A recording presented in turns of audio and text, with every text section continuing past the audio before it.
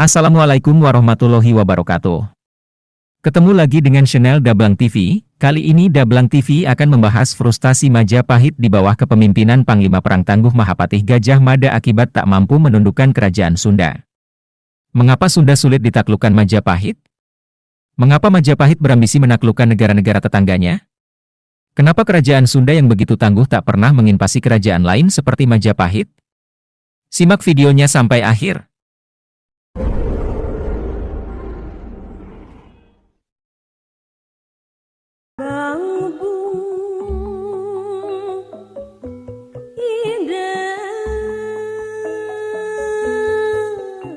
Kerajaan Sunda merupakan sebuah kerajaan yang sangat tangguh dan sulit ditaklukkan, salah satunya karena letak geografisnya yang strategis, berupa pegunungan dan hutan-hutan lebat yang menjadi benteng alamiah.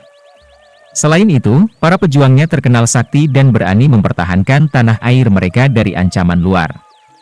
Hal inilah yang membuat kerajaan Sunda tetap kuat dan berdaulat, meski menghadapi berbagai tantangan dari kekuatan-kekuatan lain di Nusantara.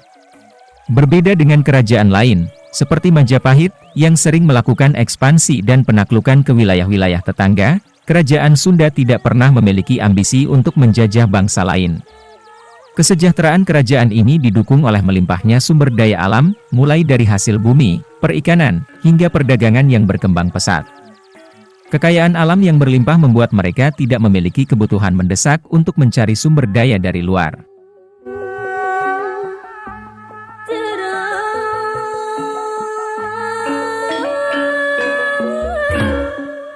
Sementara itu, Majapahit yang lebih sering terlibat dalam ekspansi, sebagian dipengaruhi oleh kekurangan sumber daya di wilayahnya sendiri. Hal ini mendorong mereka untuk menaklukkan kerajaan-kerajaan lain guna memenuhi kebutuhan ekonominya dan memperluas pengaruhnya di Nusantara. Perbedaan ini mencerminkan dua strategi yang berbeda antara dua kerajaan besar di Nusantara, dengan Sunda yang lebih fokus pada pertahanan dan kemakmuran internal, dan Majapahit yang mencari kejayaan melalui penaklukan dan ekspansi wilayah.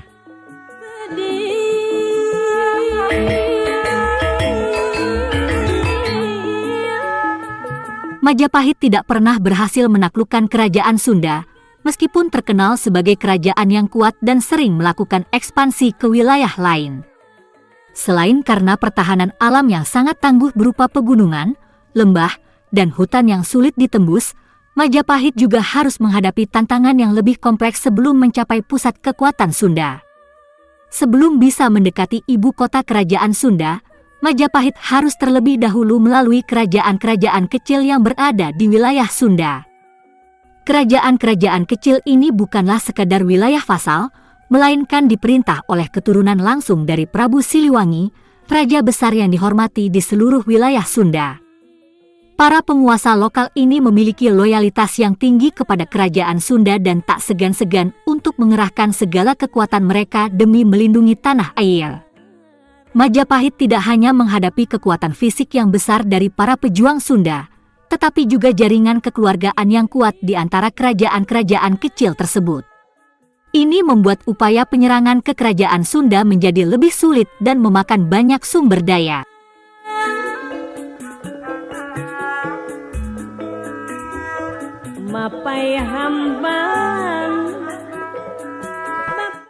Setiap kali Majapahit mencoba menginvasi, mereka harus berhadapan dengan benteng pertahanan berlapis dari kerajaan-kerajaan kecil yang secara budaya dan emosional terikat kuat dengan pusat kekuasaan di Pakuan Pajajaran, ibu kota Sunda. Kombinasi dari pertahanan alam yang sulit ditembus dan jaringan kekuatan lokal yang kuat membuat Majapahit tidak mampu menaklukkan kerajaan Sunda, meskipun kerajaan ini sering menaklukkan wilayah lain di Nusantara.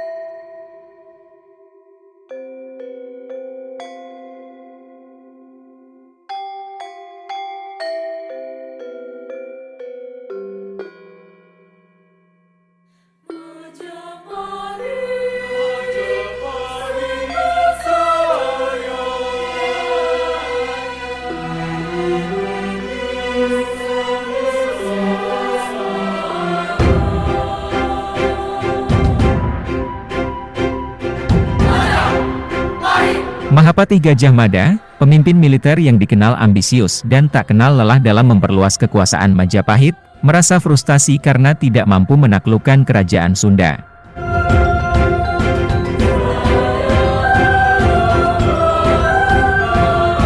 Selama bertahun-tahun, segala upaya Majapahit untuk menguasai wilayah Sunda selalu gagal. Faktor pertahanan alam yang sulit ditembus dan kekuatan dari kerajaan-kerajaan kecil yang setia kepada Sunda, membuat Gajah Mada tak bisa menaklukkan tanah Sunda seperti yang telah ia lakukan terhadap kerajaan lain di Nusantara. Di tengah kebuntuan ini, Gajah Mada akhirnya menyusun strategi licik untuk menjebak kerajaan Sunda. Ia melihat kesempatan ketika Raja Sunda, Maharaja Linggabuana, berencana menikahkan putrinya, Dyah Pitaloka, dengan Raja Majapahit, Hayam Wuruk. Alih-alih menjadi pernikahan politik yang damai, Gajah Mada justru mengubah kesempatan ini menjadi perang. Ia memaksa agar pernikahan itu dipandang sebagai bentuk penyerahan kekuasaan Sunda kepada Majapahit, sebuah penghinaan besar bagi Sunda yang tetap menjunjung tinggi kedaulatan mereka.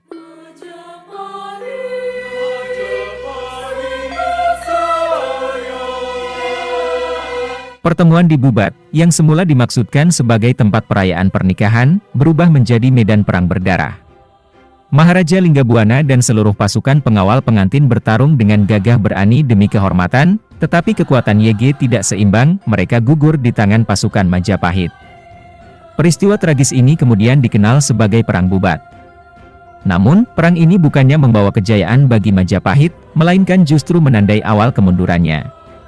Rakyat Sunda dan kerajaan-kerajaan di wilayah barat Nusantara mengecam tindakan Gajah Mada, melihat Majapahit sebagai pengkhianat yang tidak memiliki kehormatan.